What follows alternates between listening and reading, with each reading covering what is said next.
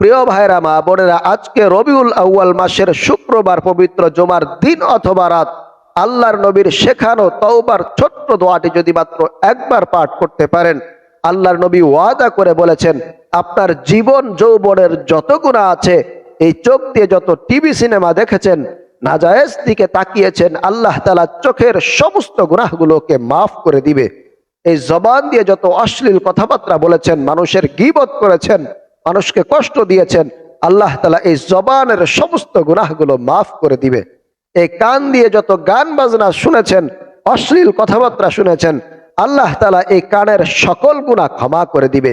এই অন্তর দ্বারা যত অশ্লীল জিনিসপত্রের কথা চিন্তা করেছেন, কল্পনা করেছেন, আল্লাহ তাআলা এই অন্তরের সমস্ত গুনাহগুলো ক্ষমা করে অন্তরটাকে একেবারে সাফ করে পুত পবিত্র বানায় দিবেন ইনশাআল্লাহ।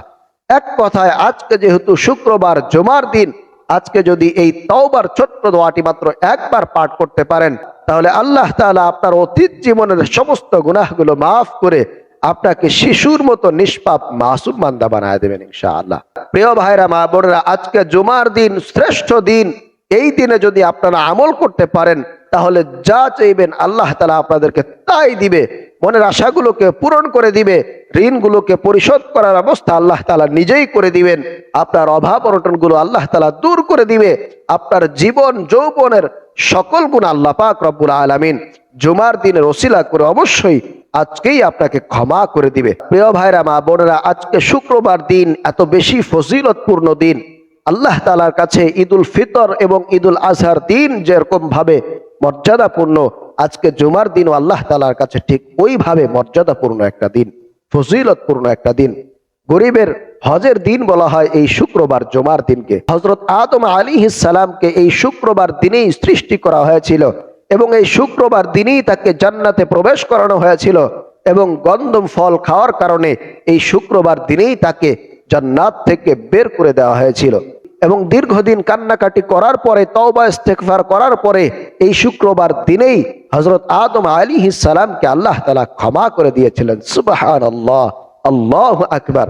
এজন্য প্রিয় দিনী ভাইয়েরা মা বোনেরা, শুক্রবার দিনটা খুবই ফজিলতপূর্ণ দিন, গুরুত্বপূর্ণ দিন, শ্রেষ্ঠতম দিন। আজকের এই দিনে যদি আপনারা এই ছোট্ট দোয়াগুলি পাঠ করতে পারেন, আমল করতে পারেন, তাহলে যা চাইবেন আল্লাহ তাআলা আপনাকে তাই দিয়ে দিবেন। যদি এই বিশ্বাস নিয়ে, ইয়াকিন নিয়ে আল্লাহর প্রতি পরিপূর্ণ তাওয়াক্কুল রেখে আমল করতে পারেন, অবশ্যই আল্লাহ পাক রব্বুল আলামিন আমলের যথাযথ ফলাফল আপনাকে দান করবেন।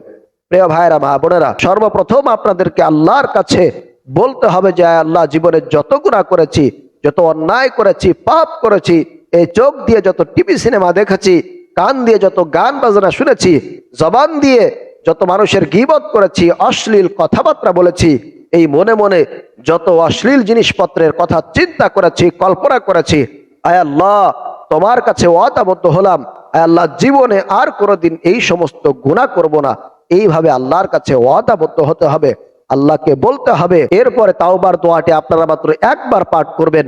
আল্লাহর নবী ওয়াদা করে বলেছেন, অবশ্যই আল্লাহ পাক রব্বুল আলামিন পাঠ করার সঙ্গে সঙ্গে আপনার অতীত জীবনের সমস্ত গুনাহগুলো ক্ষমা করে আপনাকে শিশুর মতো নিষ্পাপ মাসুম বান্দা বানায় দেবেন ইনশাআল্লাহ। প্রিয় ভাইরা মা বোনেরা, তার আগে আপনারা 3 বার দুরূদ শরীফ পাঠ করে নেবেন।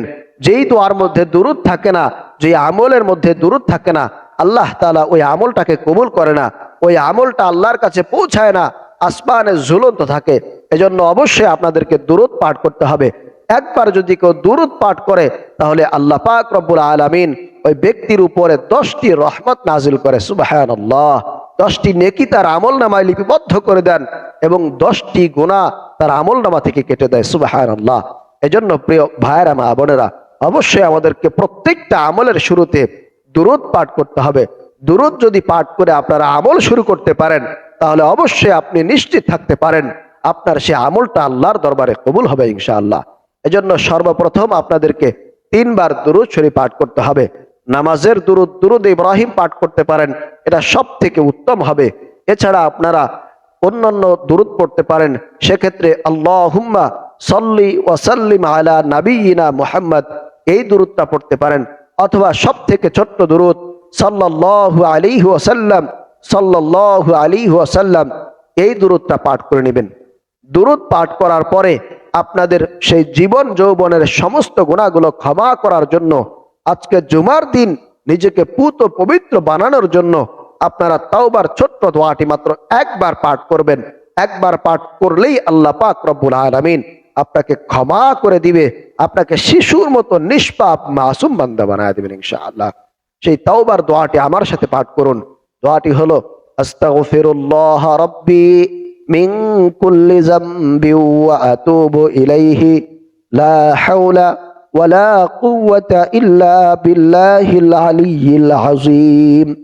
আস্তাগফিরুল্লাহ রাব্বি মিন কুল্লি যামবি ওয়া আতুবু ইলাইহি লা হাওলা ওয়ালা কুওয়াতা ইল্লা বিল্লাহিল আলিয়্যিল আযীম। এই ইস্তেগফারটি আপনারা পাঠ করবেন এবং মনে মনে চিন্তা করবেন, আল্লাহর কাছে ওয়াদাবদ্ধ হইবেন যে আল্লাহ, জীবনে আর কোনোদিন আমি গুনাহের ধারে কাছে যাব না। আল্লাহ, তুমি আমার দোয়াকে কবুল করো, আমার তাওবাকে কবুল করো। ইনশাআল্লাহ এইভাবে করে যদি করতে পারেন, আল্লাহ পাক রব্বুল আলামিন আজকে যেহেতু শুক্রবার দিন, শ্রেষ্ঠ দিন, অবশ্যই আপনার তাওবাকে কবুল করে আপনাকে পুত পবিত্র বানায় দিবেন।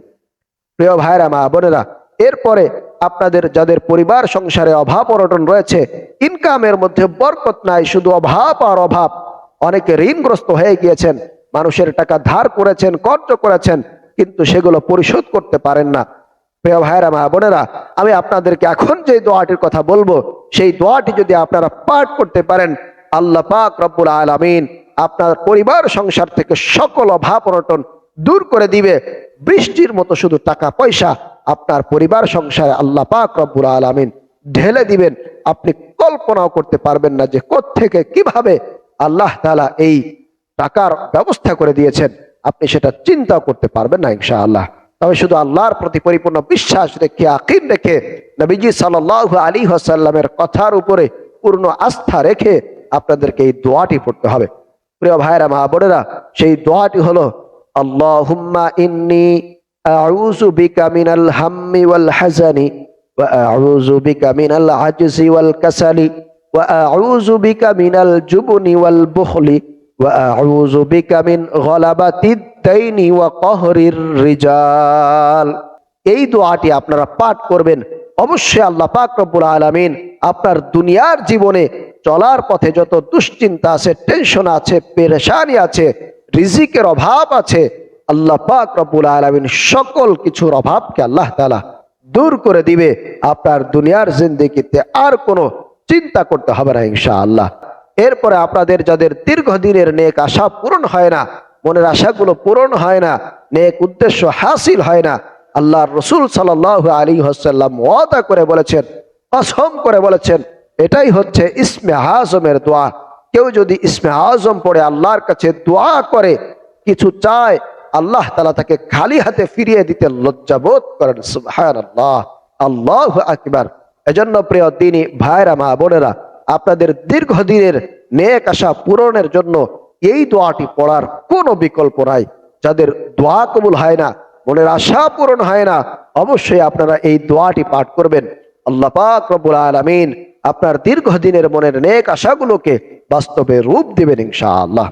সেই ইসমে আজমের দোয়াটি হলো, আল্লাহুম্মা ইন্নী আসআলুকা বিআন্নী আশহাদু আন্নাকা আনতাল্লাহ লা ইলাহা ইল্লা আনতাল আহাদুস সামাদ আল্লাযী লাম ইয়ালিদ ওয়া লাম ইউলাদ ওয়া লাম ইয়াকুল লাহু কুফুয়ান আহাদ।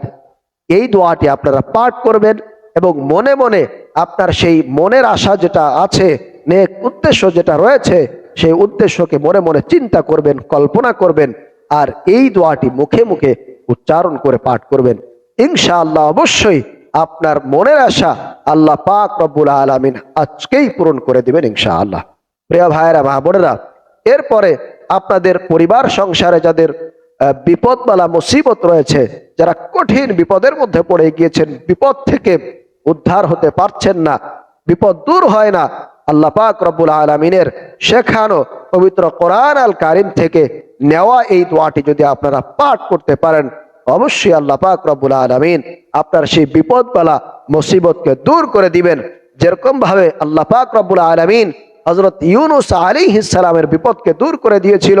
হযরত ইউনূস আলাইহিস সালাম যখন মাছের পেটের মধ্যে ঢুকে গিয়েছিলেন, মাছ যখন তাকে গিলে ফেলেছিল, তখন হযরত ইউনূস আলাইহিস সালাম সেই মাছের পেটের মধ্যে থাকা অবস্থায় এই দোয়াটি পাঠ করেছিল, যার কারণে আল্লাহ পাক রব্বুল আলামিন তার সেই বিপদ থেকে হযরত ইউনূস আলাইহিস সালামকে মুক্তি দিয়েছিলেন।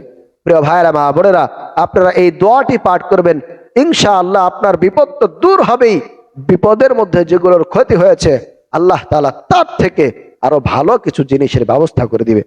প্রিয় ভাইরা মা বোনেরা, সেই দোয়াটি হলো লা ইলাহা ইল্লা আনতা সুবহানাকা ইন্নী কুনতু মিনাজ জালিমিন। লা ইলাহা ইল্লা আনতা সুবহানাকা ইন্নী কুনতু মিনাজ জালিমিন। এই দোয়াটি পাঠ করবেন। অবশ্যই আপনারা চেষ্টা করবেন আজকে শুক্রবার, জুমার দিন অথবা রাত, যে কোনো সময় আপনি যখন সময় পাবেন, অবসর হবেন, অথবা এই ভিডিওটি যখনই দেখবেন তখন আমার সাথে আপনারা এই দোয়াগুলো পাঠ করবেন। অবশ্যই আল্লাহ পাক রব্বুল আলামিন আপনার বিপদ দূর করে দিবেন। আপনাকে আল্লাহ রাব্বুল আলামিন সমস্ত অভাব অনটনগুলোকেও দূর করে দিবেন। গোটা জিন্দেগির গুনাহগুলো মাফ করে আপনাকে পুত পবিত্র বানায় দিবেন, শিশুর মতো নিষ্পাপ হয়ে যাবেন। প্রিয় ভাইরা মা বোনেরা, তারপরে সর্বশেষ আপনারা আবারও 3 বার দরুদ শরীফ পাঠ করবেন, সাল্লাল্লাহু আলাইহি ওয়াসাল্লাম, সাল্লাল্লাহু আলাইহি ওয়াসাল্লাম, অথবা আল্লাহুম্মা সাল্লি ওয়া সাল্লিম আলা নাবিয়িনা মুহাম্মদ। এই দরুদ পাঠ করার পরে আপনারা আল্লাহর কাছে মোনাজাত করবেন, দোয়া করবেন, আল্লাহর কাছে হাত তুলে অনুনয় বিনয় করে, আকুতি মিনতি করে আল্লাহর কাছে বিনীতভাবে নিম্ন স্বরে যদি দোয়া করতে পারেন, চাইতে পারেন। আজকে যেহেতু শ্রেষ্ঠ দিন, শুক্রবার, জুমার দিন, ঈদের দিন, গরিবদের হজের দিন, এই দিনে যদি আপনারা দোয়া করতে পারেন, মোনাজাত করতে পারেন, আল্লাহর কাছে মন থেকে চাইতে পারেন, অবশ্যই আল্লাহ পাক রব্বুল আলামিন আপনারা সেই চাওয়াগুলোকে অল্প সময়ের মধ্যেই পূরণ করে দিবেন। আল্লাহ তাআলা আমাদের সবাইকে এই আমলগুলো করার তৌফিক দান করুন। আমিন। সালামু আলাইকুম ওয়া রাহমাতুল্লাহি ওয়া বারাকাতুহু।